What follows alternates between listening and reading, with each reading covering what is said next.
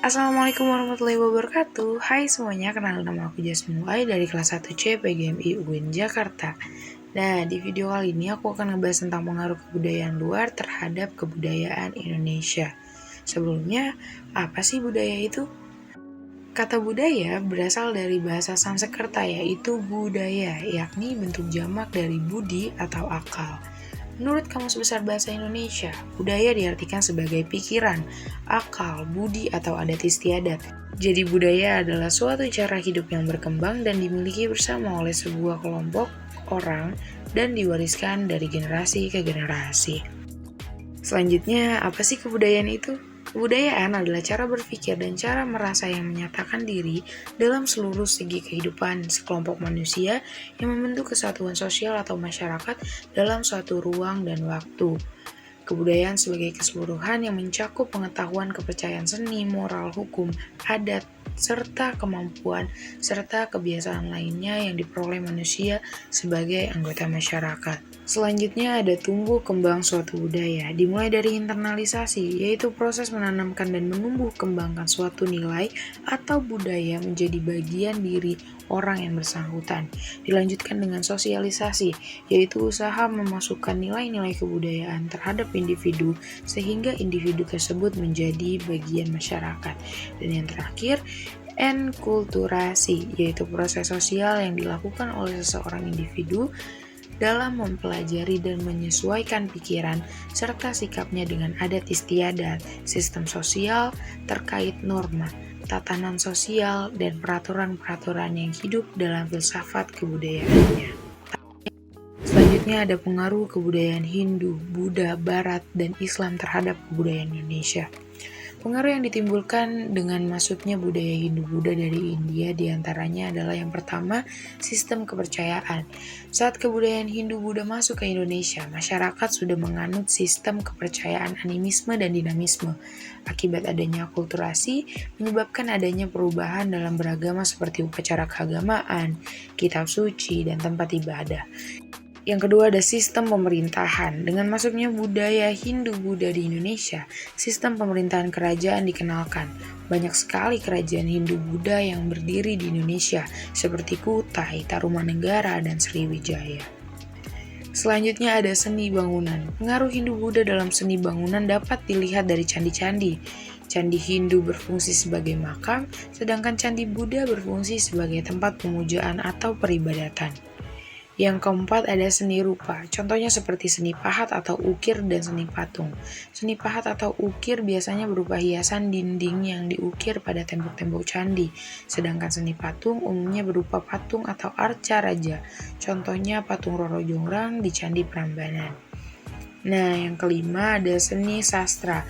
Karya sastra terkenal yang mereka bawakan adalah kitab Ramayana dan Mahabharata, telah memperkaya khasanah epos dalam perwayangan Indonesia.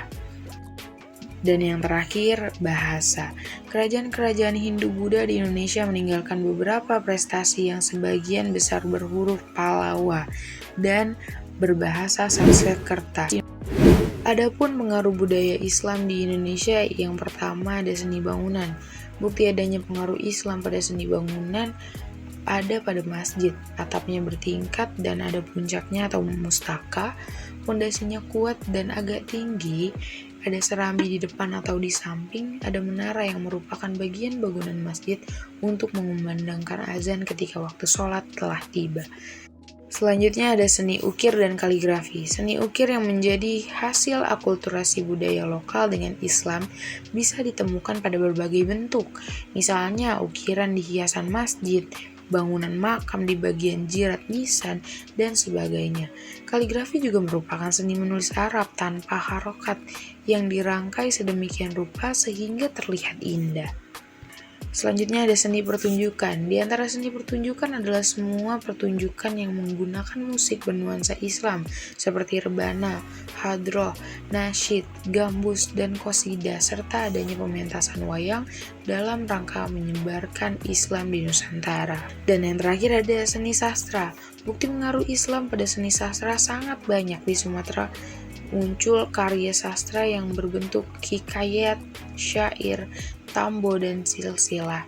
Di Jawa Timur muncul karya sastra seperti suluk, babat, tembang, dan kita. Pengaruh kebudayaan Barat di Indonesia. Globalisasi, sebuah proses penyebaran melalui unsur-unsur baru yang mendunia baik menyangkut informasi, gaya hidup, pemikiran, dan teknologi. Contohnya, produk asing banyak beredar di Indonesia, jual beli online terus berkembang, teknologi baru bisa diakses oleh semua orang. Lalu ada westernisasi, yaitu arus besar dalam menciptakan dan mengubah karakter kehidupan bangsa-bangsa di dunia secara umum dan negara Islam pada khususnya menjadi paham Barat lewat dimensi politik, sosial, kultural, dan teknologi.